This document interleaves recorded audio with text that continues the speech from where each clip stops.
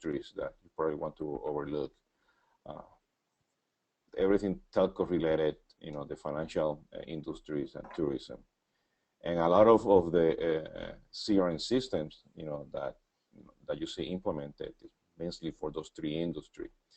But it is a lot more than that when you think about CRM in the English-speaking Caribbean, because you have, successful, local, companies who are, using CRM to compete locally and globally. You have multinational companies that are, working throughout, any of the different islands in the Caribbean, and then you have, companies from Europe, Canada, United States who are doing business in the Caribbean. And from that perspective, one of the key things that we're going to be discussing today is how you, as a local company in the Caribbean, as a multinational company, can compete at the local global level.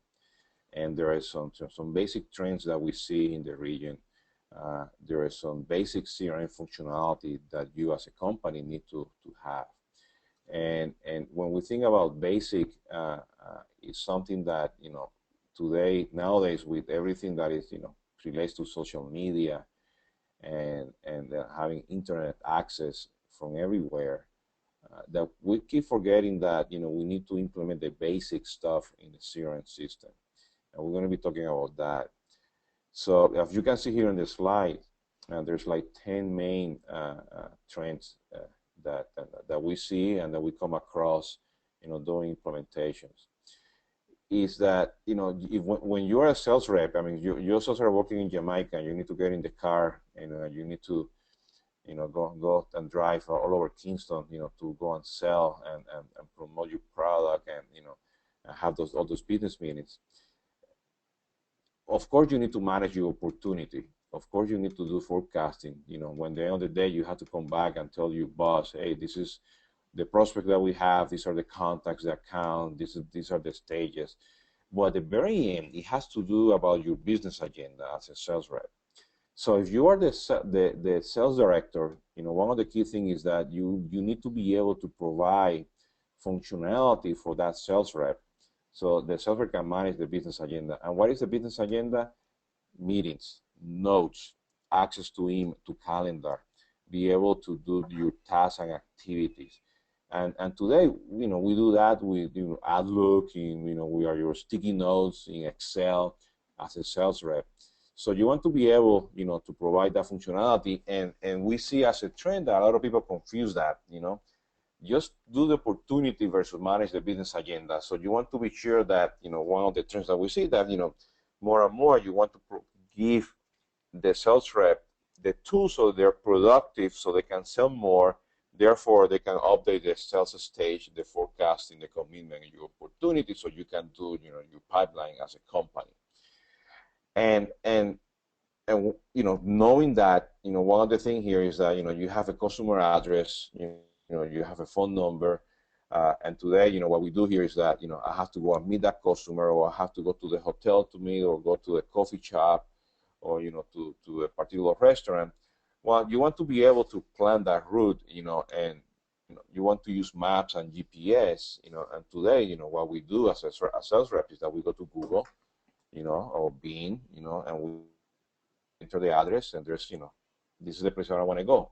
What today, I mean, out of the box, we see that, if I'm going to set up my business agenda, I should be able to set up my with the GPS and with the maps, plan where I'm going to go and see, so I'm more productive. Okay, so that's all the things that we see a lot, having integration of a map, of a Google map with the CRM system to be able to be more productive and effective when I do my business meetings. And this is very key, and we sort of like forget, because when you think about CRM in the States, you can do a lot of stuff remotely, but we know as a fact that in the Caribbean, remote is fine, but you need to get in the car, get in the traffic, and you got to see face-to-face that customer. And with our traffics, and day-to-day activities, the most that you can do is 2 or 3 meetings. At 3 meetings, you're lucky. So be able that you have that business agenda, you're productive. Those are things that we're seeing a lot when implementing CRM. And that comes as well into the third topic here, prospect versus contacts. In the traditional B2B environment, we always think about prospects, and the prospect is a lead, they're trying to demonstrate some interest. But in the Caribbean, in the face-to-face meeting, it's a handshake, it's a hug, it's establishing a relationship. So you need to be able to start, moving more data, more information at the contact level in your CRM versus as a prospect. Okay, so that's very key. Having roles, permissions, security to be able to manage that contact in the CRM is very important, because we know that contact today, it could be as a member of a board, it could be your buddy at the golf course, he could be the guy who's going to give you a referral. So, and that person can have many accounts, and that's very key for us in the Caribbean, be able to manage that contact. One of the things that, if you see here, point 4 to 7, this is no longer, if we move from the business agenda to the opportunity management, it's no longer about just putting, I'm going to make, 100K in this deal, and I'm going to sell 5 products. You need to be able to manage everything related, around the opportunity. Be able with one click, do the sales quote, be able to order at that moment, be able that once you sell, start your collection process, because we know that collections in the Caribbean, Latin America is a front end process. I mean, it starts with the sales process. If you don't pass that to the back office, I mean, because once it's due for 30 days, you start doing that collection, which is really important. Having the 360-degree view, having view of the customer service information, the fulfillment, the product, all that is something that is a must. And today, with clicks, you should be able to create a quote, get approval, set up the other forms, get the approval for the other form, be able to start collecting the funds, be able to see the history about that customer. And before, it used to be like yeah, it's nice to have all that, but today is a requirement, because the agility to provide that information to the customer, be able to provide the discounts right there on the spot, and, that gives you access, because today you're competing not only at the local level, but at the global level, and you need to be able to provide that quickly. And these are trends, things that we see every day when we implement the CRM system. So you might start thinking, yeah, I need a CRM system to organize my contacts. If you're thinking that you need a CRM to organize your contacts, you're still going to be behind. You need a CRM system that's going to help you organize your contacts, be more effective, not only for the company, but for the sales rep. And one of the things that we see a lot is that, in terms of social media, is that we are social personas. We have different personalities, and we have different data in social media. And this is very important with LinkedIn. You should be able, with one click, understand who Jesus Hoyos is, who Mariano Doble is, from your CRM system, understand the network, understanding the skill sets, how many connections that they have, who they report to. All that information is available. It's going to help you before you get into the car, before you make that phone call. So this is something that is, I mean, is a requirement that we see, but it's also is something that is a must to have. And then if we move to point 9 and 10 here on the slide, when you think about putting together a budget and a business plan, you should be able, if you have a business plan every month, every week, that you're going to go and go after many accounts, 5 accounts per week per sales rep, you should be able to report on that. You should be able to provide the benchmarks. So it's not only I have my report for the pipeline, I have my report for the pipeline, plus I want to do the benchmark.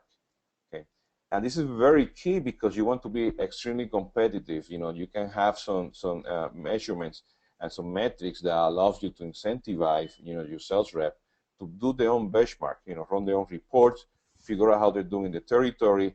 Because if you're at the very end of the month or the quarter, and you're behind in your quota, you should be able to analyze that business plan to see where else you can find those opportunities. Okay, and if you look at all these key points, and while I was doing some research in terms of what type of CRM system Caribbean companies are using, I found that in a lot of the job sites in the Caribbean, it's a requirement to have CRM skills, how to use opportunities, how to use case management, how to use account management from the CRM perspective. So this is something that, if that we see a lot, if you're a sales rep, you should be able to understand how to use a CRM system. So those are the things that we see from the sales perspective that, as trends in the Caribbean. Now, keeping this in mind, and then Mariano, if we move to the next slide, there are some major CRM trends that that we see that are really happening in the Caribbean besides in the Americas or in Europe or the Pacific, and has to do at the very end with the agility of having access to information. Okay, and this is very important because we think a lot when in the Caribbean, this is the way I do business. This is the way I'm going to run my company. And which means is that a lot of that information is somewhere hidden in Excel, in Outlook, in a clipboard, and you don't want to provide access to that information within the company. And if you see all these 11 trends, it has to do about providing access to data to your sales reps so they can be more agile in selling, they be more productive. And I'm using a lot the word agile because in today's economies, yeah, we have to be productive, we have to sell more, we have to reduce costs, but you have to be quick at doing that. And having mobile access, be able to, with your smartphone, connect to your CRM system and see the order history. Be able to understand who Jesus Hoyos in Twitter, Facebook, and LinkedIn, the social personas. Be able to access that information, reports, the last Facebook update, the last LinkedIn update, or the last comment in your collaboration tool from your sales director, in real time. Be able to understand all this data that is coming from social media, combine it with what I call the small data, which is the information that you have in your CRM system. All that, it becomes very competitive. Okay. And once you understand all that, then you're going to be in a position to provide digital marketing, placing Facebook ads, and this is very important because I will never thought, that Salesforce, in which we know is a CRM company, and this is, what Doble Group, provides, the Sales Cloud. Salesforce today is selling Facebook ads, and that means that you have to move into the digital marketing, into marketing automation. Use the data that you have in your CRM system so you can do email, SMS, you can place ads in Facebook and Twitter based on the data that you understand. Social intelligence, be able within your CRM system, understand everything about that customer, about that contact, okay?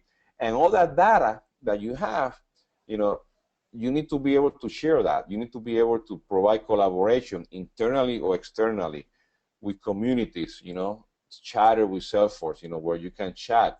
And this is something that today we do on Facebook, and I'm very sure how many of you go to Facebook, create a Facebook group that is private so you can communicate with customers.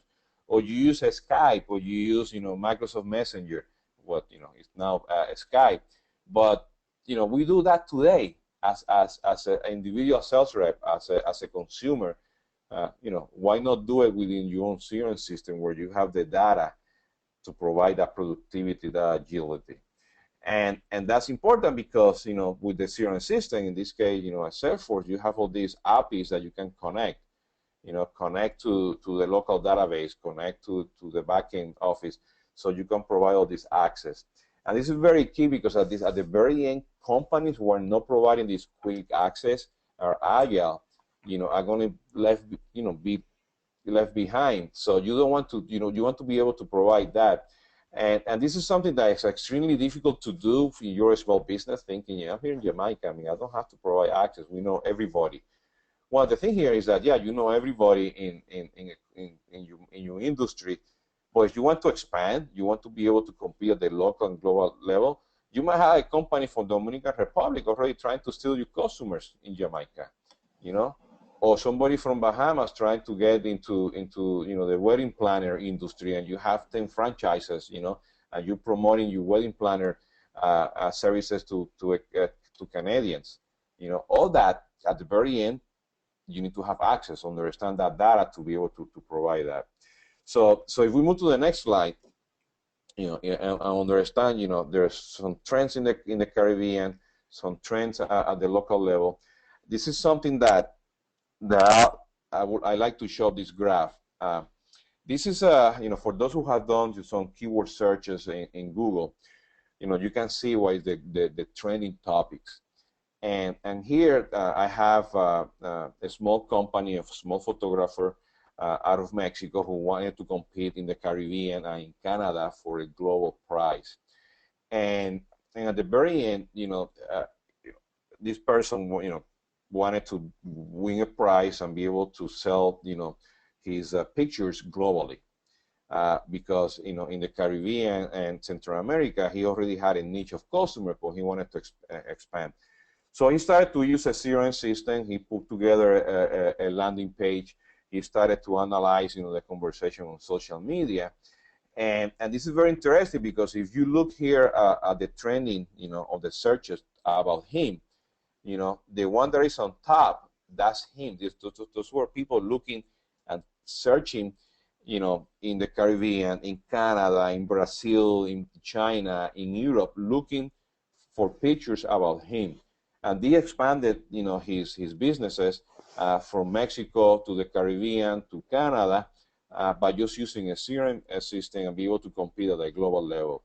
And he was competing with, the big companies that were selling, pictures, documental photography. So you can be a local person, you can be one person, you can be, somebody like Obama that used Salesforce to engage, and build a huge database. But today you can do the same with the same technology, or just need to apply the tactics to be successful.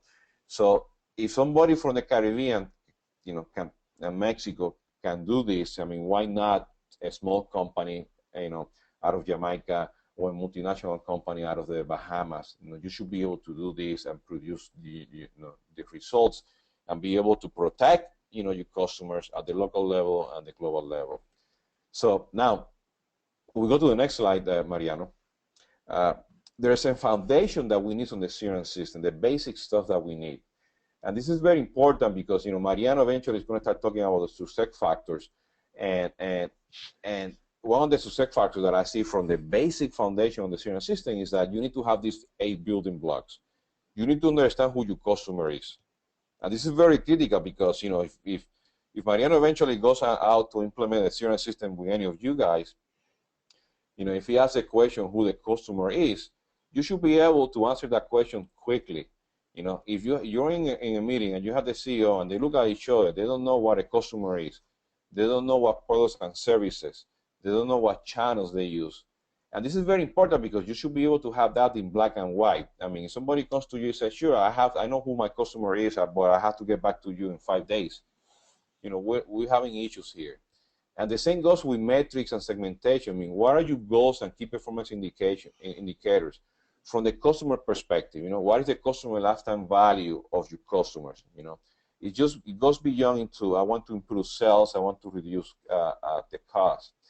And then, we have processes, where a lot of people confuse is, I have a sales and marketing process. Perfect, you're a small company, but if you're trying to compete, at the local level and at the global level, you need to be able to understand what a customer relationship cycle is. When you acquire a customer, when you maintain it, when you maximize it, when you provide loyalty, and when you retain it.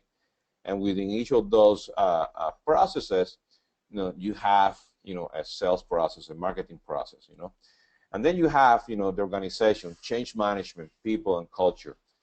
How ready your organization is to implement this?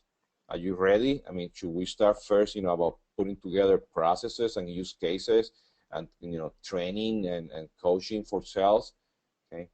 And then, which we also forget, data, the quality of the data, yeah, sure, we have Excel, we're going to import that.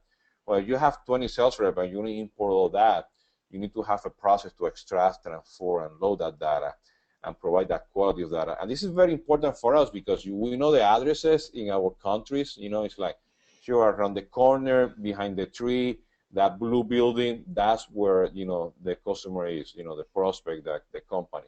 You need to be able to provide and normalize the data in your system. And at the very end, technology. Okay, you look at the operational data, operational technology, the sales and marketing, collaboration, interactive, which you call center, and then, your analytics. And today, you don't need a big budget to have all of this, because all of this, and Mariano is going to talk about it, it's in the cloud. You should be able to, implement this in quick times and be able to measure this and change quickly based on your needs.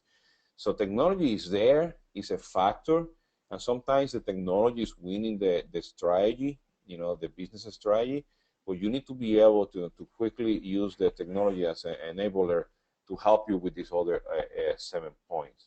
So when you understand that foundation, then we move to the how do I start? Well, there's some basic CRM functionality that is a requirement, it's a must when you buy a CRM system. It's a must for, the foundation for the success factors. Data quality. Be able to have prospect contacts, accounts, and opportunities in your system.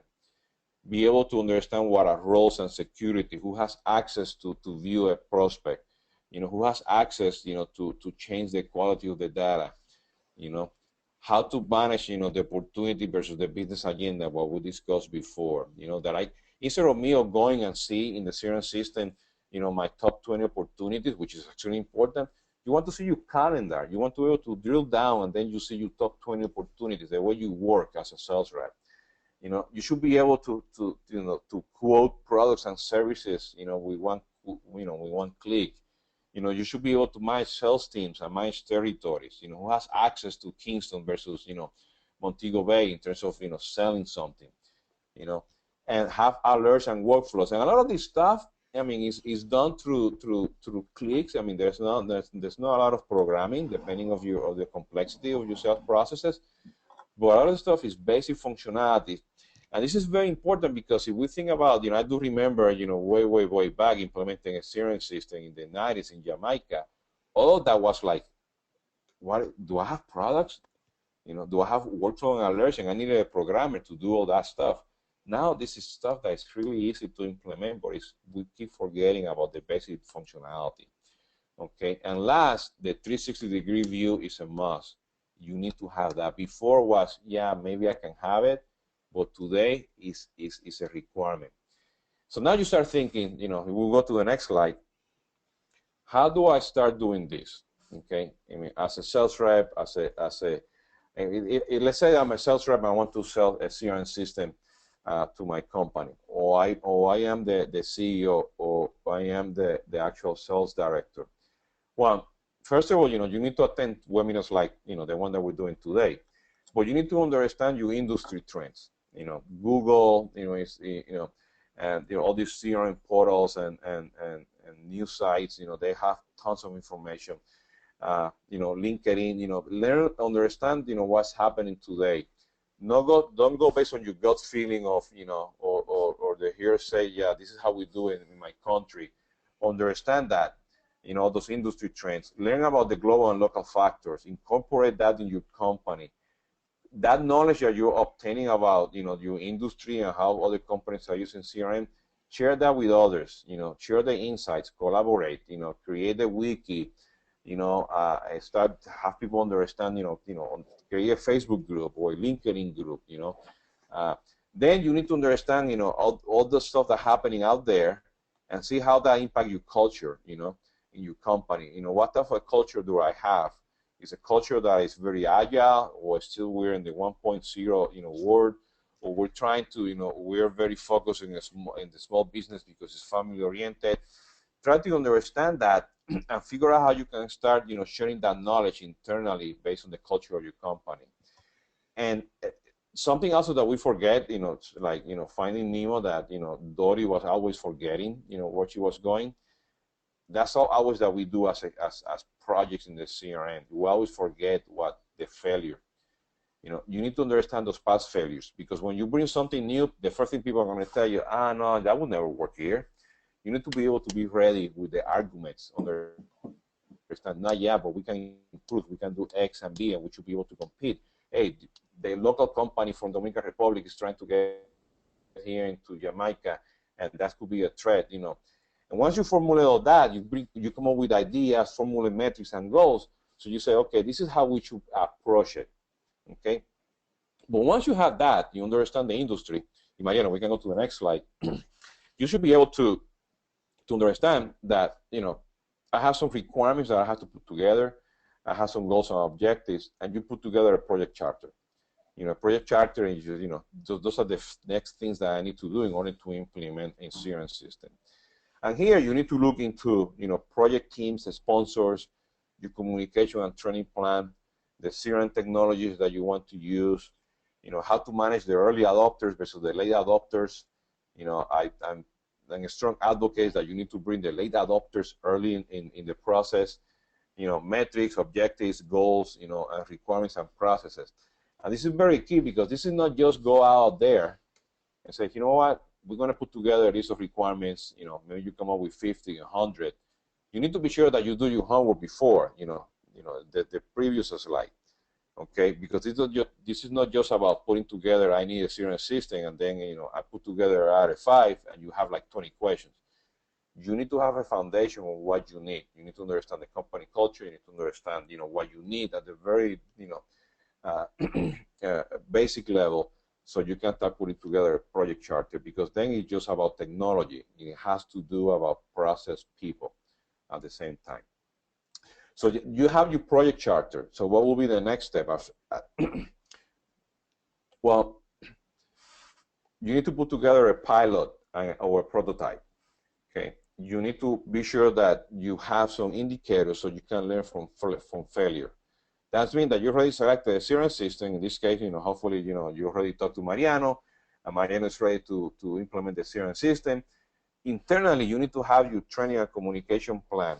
You need to be able to start measuring constantly. You know, this is when you start implementing.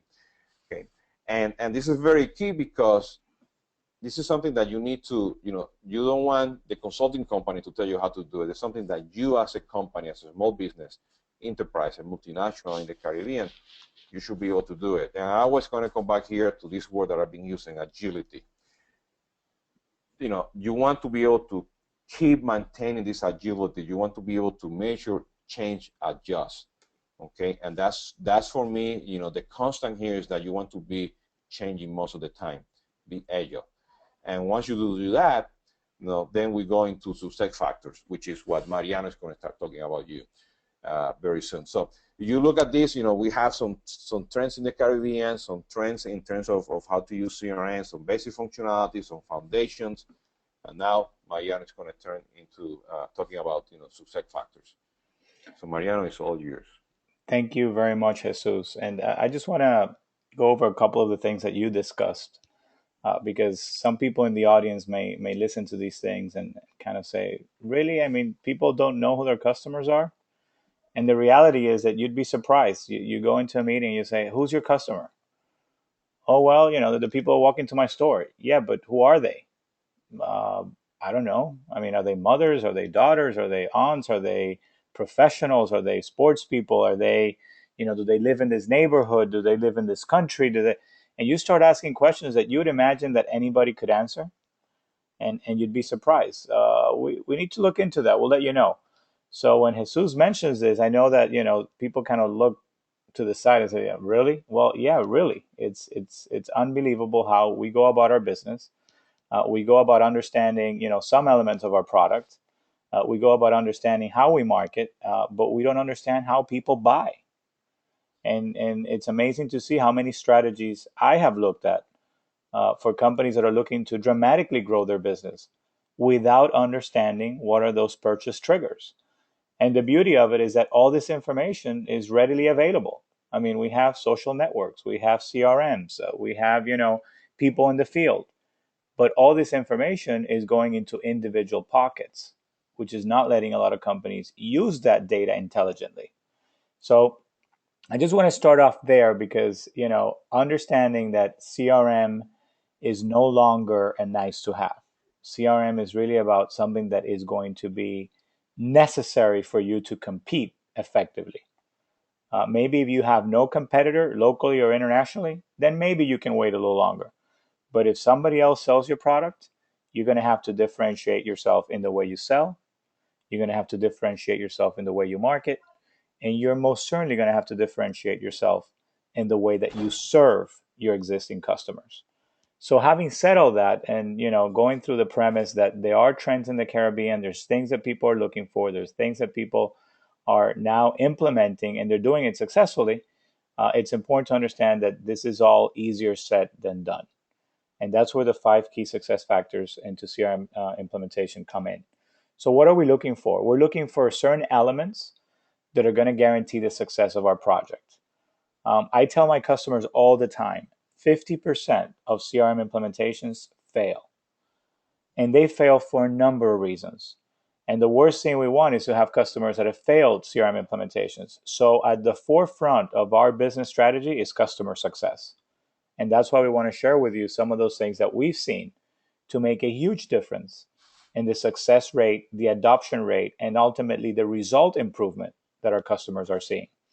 And the number one thing is that clear definition and widespread understanding of your customer strategy. Going back to what Jesus had mentioned before, who is your customer? Why do they buy? Why do they buy your product? What are the things that they think about before they buy your product? So that you can now, using that data, you can design the strategy that you're going to use when you sell, when you market, and when you serve. But that understanding cannot just be in the hands of the CEO or the chief marketing officer or the head of sales. It has to be widespread. Everybody in your business needs to understand who your customer is, and more importantly, what is your customer strategy. And this means that you've clearly defined the desired experience that you want your customer to have when they interact with a sales rep. So if the first time that somebody interacts with your sales rep is a positive experience, they're more likely to buy than if it's not a positive experience. If the first time they see your advertisement or your message, the experience is negative, they're not likely to buy. Whereas if the experience is positive, they're going to have more interest in understanding you, what you offer, and what your products are. And the same thing happens when they call in because they're having problems with your product, or they have questions. They haven't bought your product yet, but they have questions and they need answers. And these are your 3 main channels: your sales, your marketing, and your customer service. So we need to make sure that the customer experience is not the result of cause and effect, but rather a designed experience that you have put in place to ensure that that customer is not only going to buy from you, but they will be loyal to you and to your brand. So going through this process cannot be effective if you don't start by clearly defining what that customer is, who he is, how he buys or how she buys, and then designing a strategy that is known to everyone so that you can ultimately deliver an experience that is second to none. Number 2 is implementing best practices. Okay, so when you think about, okay, here's a CRM, we're going to buy X CRM, you need to know that what the CRM is going to do is going to automate your processes. And if you go with bad practices, what you're going to do is you're going to automate bad practices. So look at, what are other people doing? Because like Jesus said before, it is very common in the Caribbean where you have businesses that are very patriarchal, that are, the same owner is the boss and the chairman and the CEO, where, they've always been successful in their market, that they feel that this is how we do it here. And this is how it needs to be done. And they're forgetting that maybe not now, but later you are going to have competition. Whether that competition is local or international, that is yet to be seen. I am of the opinion that there is very little global market. It's all a local market because now everybody has access to local. So it's really important that you look at, how am I doing things? And is this the best way to get it done? And that's where you need to evaluate how you're doing things, challenge the way you're doing them, revise the way you're doing things. Say, hey, well, these things we're doing great, but these other 3 things, maybe we need to improve on those. What would they look like? adapt them to your reality, because it doesn't mean that because it works for somebody else, it's going to work for you. So you have to acclimate it, you have to localize it, and then improve your current processes. And this is not something that you should do just because you're looking at a CRM. This is something that you should do every couple of years anyway, just to make sure that you are at the cutting edge of your business. Number two, within implementing best practices, is look at what your standard practices are and then revise against other people. How are other people in my business doing this? Or in my industry, not just within my company, but outside of my company. And what about the top performers in my company? What is it that they do that make them top performers? Why is it that, Stacy Ann is the one that always gets 5-star ratings in the customer surveys? There must be something that Stacy Ann is doing that is different to what, John and Mary and Caitlin and anybody else is doing, because she keeps getting better ratings. And whether she's in sales, marketing, or customer service, I need to know what that is, because maybe there's a best practice there that can be translated to the rest of the team so that more people are getting the same level of experience. So look inside, but also look outside. Go to your colleagues, go to your peers in the industry, ask them, do you have these issues? I presume most of you belong to an association within your industry. Bring these things to the table. Don't think short-minded. Don't say, oh, if I ask that, then they're going to know my weakness. And that, no, no, no. It's about constant improvement. What are you doing to face this kind of problem? You'll be surprised. People like adding value. People like to look intelligent. People like to know that they're helping. So, go out there and explore. What are other people doing? And then maybe there's some things for you to learn from whatever it is that they're doing. And then make sure that standardized practices and experience design are coherent. What that means is, you have a company that's sending a message out in marketing that we have the lowest price in the market. But when your sales rep comes in, they find out that actually you're 30% higher than the rest of the market. So you are sending mixed signals, and that signal is not coherent. Your advertisement is saying that you're cheap, but when you actually go there with your sales rep, you're not cheap. And then when they call in, you don't even attend to their problems, which goes back to making you cheap. So, make sure that if you're offering a product or service, and the attributes and the differentiators that you're using on that product and service are what you are putting in your message, that's exactly what your customer is experiencing when they're interacting with you. And I'm going to give you a very simple experience. In my past life, I used to work in the hotel industry. And I remember I was a general manager of a 450 room hotel in the southeast coast of the Dominican Republic. And, when I went in and I saw the brochures, they were fantastic. I mean, the brochures showed rooms that we didn't even have in the hotel. It talked about lush gardens and pristine waters and all kinds of things that were not to be found in the hotel. And the hotel was running an average of about a 55 to a 60% occupancy. The first thing that I did is I said, we need to make this consistent. We are not what we're selling. So people come in and they're going to clearly leave disappointed because, what we're putting out there is not what they're getting. So we changed that. We changed it. We changed it. Come to the funnest hotel in the Dominican Republic. And we build our entertainment and we build our sports activities and we build our structure around people that wanted to come in and have fun.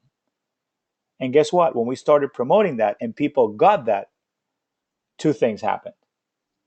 The level of customer satisfaction was much higher because people got exactly what they expected. And number two, our occupancy went up from, 55 to 75. Why? Because word of mouth spread out and we got the audience that we were intending to get. So we were delivering a product that was coherent with the experience that those customers wanted to receive. So it's really, really important that when you look at your message, make sure it's consistent, that your sales, your marketing, your customer service experience is aligned. You don't have to say, you are the most expensive. You don't have to say you're the best. Find your niche, find your space, and deliver on what you promise. And that will make you a much better provider to your customers. And make sure you document, revise, and readjust your processes periodically. You'll be surprised. There's customers for which we've implemented CRMs 5 years ago, 4 years ago. And we go now and they're still doing things the same way we did it then. And you know what? When we did it at that point, it was the right thing to do. But 4 years later, I am sure certain things have changed. So you need to look at those, you need to document them, you need to revise them, and you need to readjust them. Make sure you're at the cutting edge always. And that doesn't mean you're going to do this every month or every quarter, but at least once a year, you need to challenge the way you're doing things so you can continuously improve upon them. And then we're going to talk about the third success factor.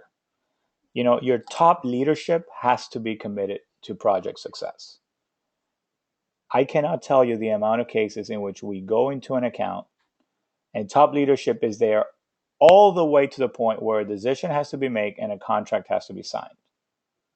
After that, they sign off and they leave it with the sales director. And then the sales director is too busy doing other things, so he passes it to the sales manager. And then the sales manager just is going through the motions because you know what? This is really a pain in their neck because they don't really want to do this. And what do you end up with? A very disconnected process where people are not clear on why you're doing this. They're not clear on what's expected of them. And at the end, people respect what you inspect. So if the CEO is not looking at the reports coming out of Salesforce, then you can rest assured that the managers are not going to be using Salesforce for the reports, and least of all the users. So make sure everybody's clear on the roles. You need senior leadership at the very top to be sponsoring the project.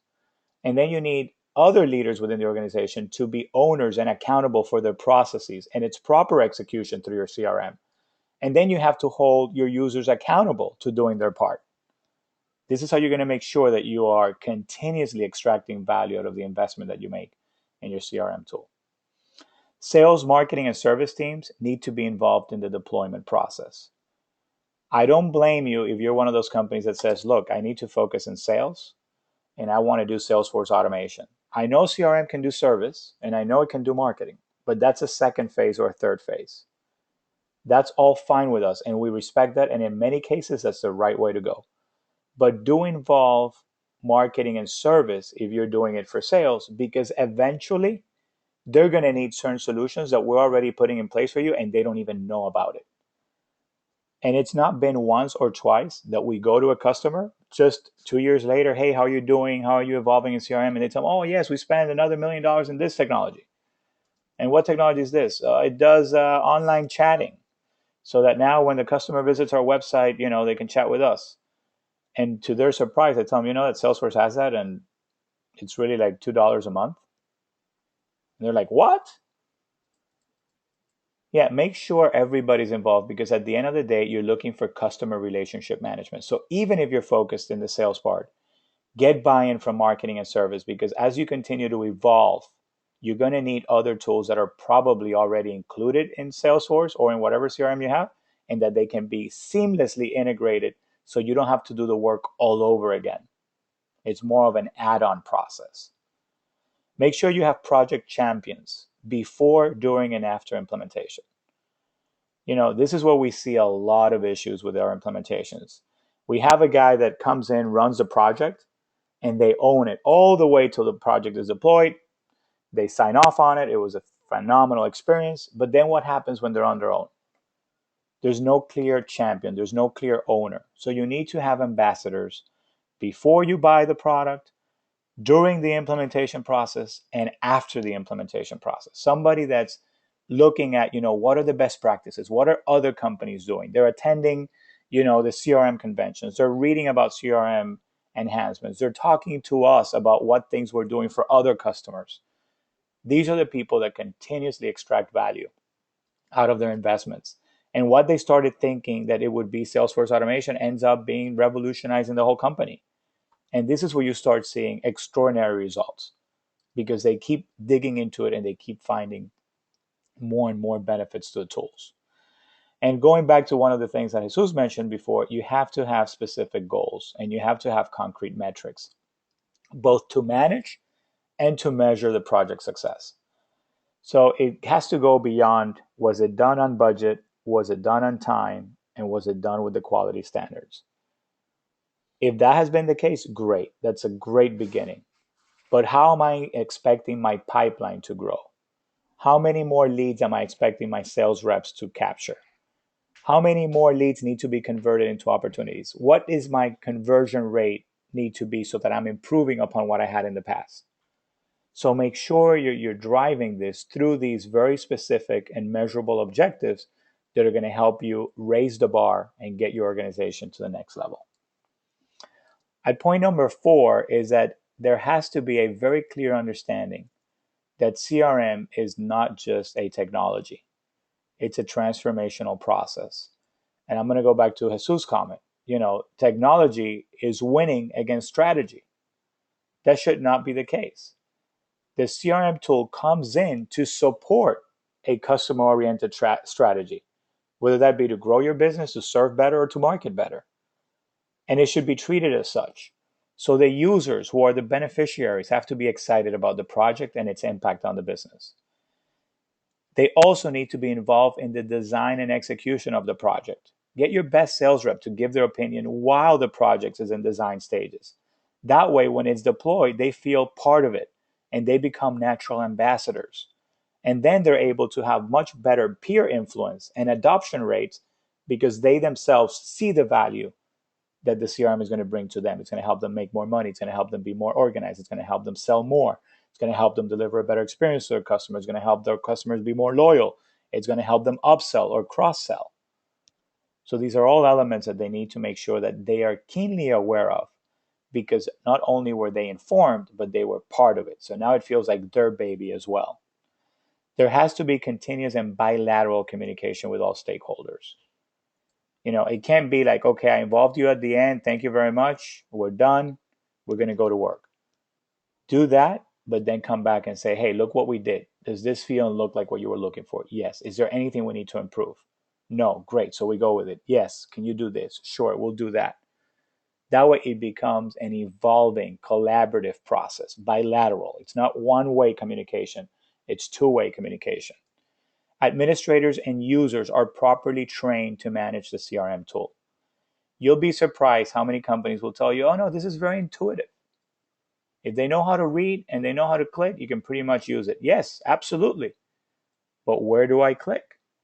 Where do I find this? How do I optimize that? So we always recommend have somebody internally in your organization that is trained as an administrator, somebody that can work with the back end of the application. But also make sure your users know how to optimize the tool. Otherwise, everybody's going to use the tool in a completely different way. And that means that the data is going to be inconsistent. And therefore, when you extract intelligence out of the business, it will be unreliable. So it's really important to set the pace and the standard of what is expected to be the use of the tool and make sure that everybody's trained the same way. And your change management program is focused on a transformational process. It is a very big change when you have a sales rep that all he's been doing is taking post-it notes or little notes or everything's in his head, that when they have to start logging in all the interactions with the customers. And unless they understand that this is for their own well-being and this is because the information is institutional and it's going to help them be better, because it's in fact going to take out more administrative work because all those reports that they had to do before, they no longer have to do it, you're going to have a silent resistance to using your CRM tool. So you need to make sure that everybody understands that this is about a better, greater objective, which is growing the business through standardizing best practices and aligning people with these best practices, and then using the tool to measure adherence to those best practices and ultimately results. This is a transformational process. This is strategic in nature. It is not tactical. And the customers that are most successful clearly understand this. And finally, you need to choose the right CRM for your organization. What are some of the elements that I want to find in my CRM? Is it easy to use? The easier it is to use, the more likely more people are going to understand it and they're going to get on with it a lot quicker. People tend to resist what they don't know because they feel that they will fail at the use of it. So they'll find any excuse not to. And this is why it's important you want to have something that's easy to use. It is adaptable to your company's business process. Some people come and say, oh no, because best practices are already embedded in there. So you don't have to do anything different. All you have to do is Use the tool, and then the way it's there is the way it's supposed to be, and you need to change the way you work so that you work the way they do, because that's what most companies do. That's false. If you don't have an implementation partner that clearly understands sales, marketing, customer processes, you're likely to fail, because this is not about technology. This is about driving best practices and being successful commercially. Think about your timeline for implementation. Make sure it's reasonable, it's short, it's quick, it's agile. Make sure your tool is flexible. I can go from 1 user to 5,000 users. All I have to do is click a button. It can do exactly what I want when I want. It needs to be able to integrate with your existing systems. Mobility, it has to be accessible on my iPhone, on my Windows phone, on my Android, on my tablet. As long as I have internet access, I need to have access to real-time data, dashboards, reports. Your security requirements. It has to be safe. Just because it's in the cloud doesn't mean it's unsafe. Many times it's much more safe in the cloud, because when Salesforce or any of these large corporations invest in security and data centers, they're sharing that cost with millions of other users. You on your own are never going to be able to afford the level of security standards that they can. So you're actually taking advantage of it. Reliability. Is it always available? Proven success stories and customer satisfaction. We love to share our success stories. We love to show our customers who succeeded doing, a proper CRM implementation, because this is going to be the big driver. Find a company that's done it for companies that look and feel like yours, and that are going to be committed to your commercial success, not just to the technical implementation of the system. And consider the benefits of cloud CRM. Jesus talked about this several times. That agility, that quickness in deployment, that security, that's all there for you to take advantage of. And it's really, really important. And we're going to share with you what some of those cloud benefits are. So for one, by being in the cloud, you're becoming part of the customer revolution. Jesus spoke very briefly about, LinkedIn and, social media, Facebook. Believe it or not, all your customers' information is out there. The question is, are you seeing it? Are you taking advantage of it? And by being in the cloud, you're already seamlessly integrating with LinkedIn. So when you go into Salesforce and I go into contact and I choose Jesus Hoyos, I'm going to have on my screen his LinkedIn profile. I don't have to go to LinkedIn. I'll see who he is, where he's been, what association he's a member of, who's recommended him, who does he know that I know. So just imagine my ability to connect with that customer when I have that much insight. And furthermore, I can connect the dots because I can see who they know that I know that could possibly introduce me. So it is a dramatically different way of doing business to the past. Everybody in the past was an enigma, and you had to go visit them and build a relationship before you even knew who the spouse was. Now this information is available for you to use, and to use properly in the way you promote, service, or market your products. And then the next thing is the time to value. When you go for traditional software, you're going to be making huge capital expenditures. And every year or so, they're going to come back to you and they're going to say, oh, guess what? We no longer support that version. So you have to go and reinvest. So you're going through this cycle here: investment, taking advantage, investment, taking advantage. And this is the effect that you have in value and time. At the top, you see the value. At the length, you see the time. And this is not what you want. What you want to do is you want to do minimum capital expenditure investment and keep these things being done automatically. So your upgrades are there, your maintenance is there, your support is there, so you can just continue to extract value out of the application. And these are some of the, very fundamental benefits of cloud computing. There's a couple of other: time to value. It is proven that it's 5 times faster and costs half as much as traditional on-premise solutions. Scalability, you can go from 5 to 50,000 users by just adding licenses. Innovation, because of the agility and pragmatic format in which the cloud works, you can focus on your core business and not in administering the system. Convenience, you can access it from any device at any time. You don't need to have a server that has to go through a router that needs to be connected to a client app in your computer. None of that. All you need is a browser and access to the internet. So you eliminate all the barriers and you resource optimize, because you're going to be sharing data centers, you're going to be sharing security, and and you're going to be sharing computing resources with leading world-class organizations, which will ultimately maximize your investment. You no longer have to worry about obsolescence. So I think this pretty much sums up our presentation. We have taken so far 55 minutes. We have about 5 more minutes to go in case you guys have any questions. So we'll go ahead and open it up. Please use the questions section of the GoToWebinar control panel so that you can ask any questions that you'd like to. Okay, I have one question here. It reads, what companies need a CRM versus where it's nice to have? Well, to answer your question, the best thing I can tell you is if you're competing and if you want to be better at selling and you want to be better at servicing and you want to be better at marketing, you need a CRM, because you're not going to be able to, remember every single aspect about every single process that you are executing against every contact, every prospect, every account that you have. So I would say in today's world, it is pretty much a necessity. And the more competitive your landscape, the more the requirement for you to have a proper CRM. Yeah, and I would like to add to that, Mariano, is that if you look, if you start looking inwards and you start looking at your processes today, it doesn't matter if you're a small business or, an enterprise in any of the countries, and you're using a CRM process somewhere. You're picking up the phone, you're taking notes somewhere, you're putting something in Outlook or Gmail. I mean, that's at the very end a CRM system, but, you need to integrate all that into a platform and technology that help you, to be productive. So it's a nice to have, but you're still using it. I mean, and people don't realize that, so that's why going back to one of the trends, a lot of people just want to automate that process, which is, your business agenda. So, you still, it's a necessity. It's no longer a nice to have because you're doing it today. But you need to, go back, see what you're doing, and you're gonna realize that you're using a CRM system. I mean, that's a fact.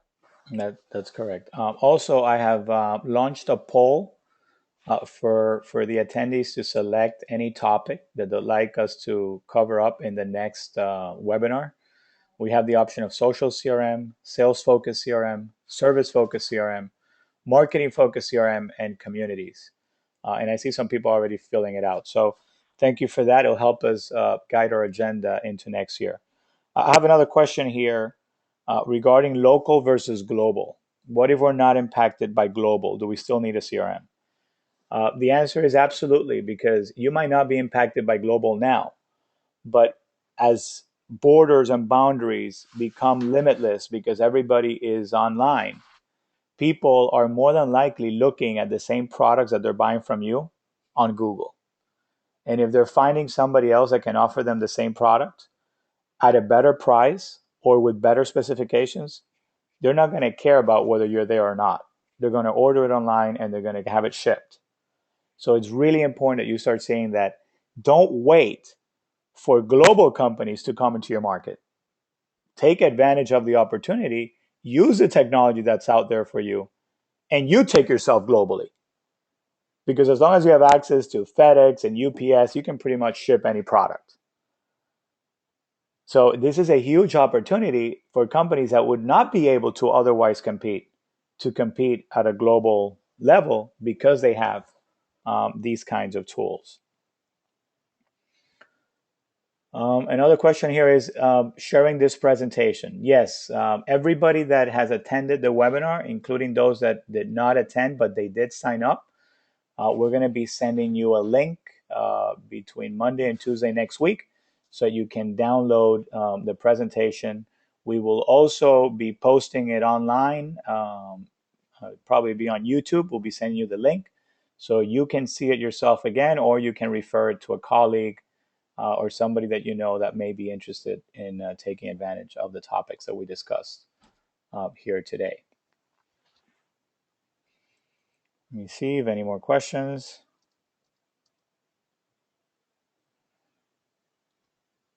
Now they're asking about basic questions about who the customer is. Do we really face that? And the answer is yes, we do. And it's interesting because, like I said, it's not that they don't know who the customer is from a perspective that it's a person that walks in the door and buys from them. It's the fact that they don't get to store any information about these customers. I can tell you several cases where we've gone in, to implement CRM, and the customers are defined in an invoice as miscellaneous customer, and that's because that's what they use for billing. So instead of ever capturing the name of that contact, they just put it into that account because it's a cash payment, and therefore they can never resell to that customer. And this has not happened to me once or twice. This has happened to me at least 10, 11 times.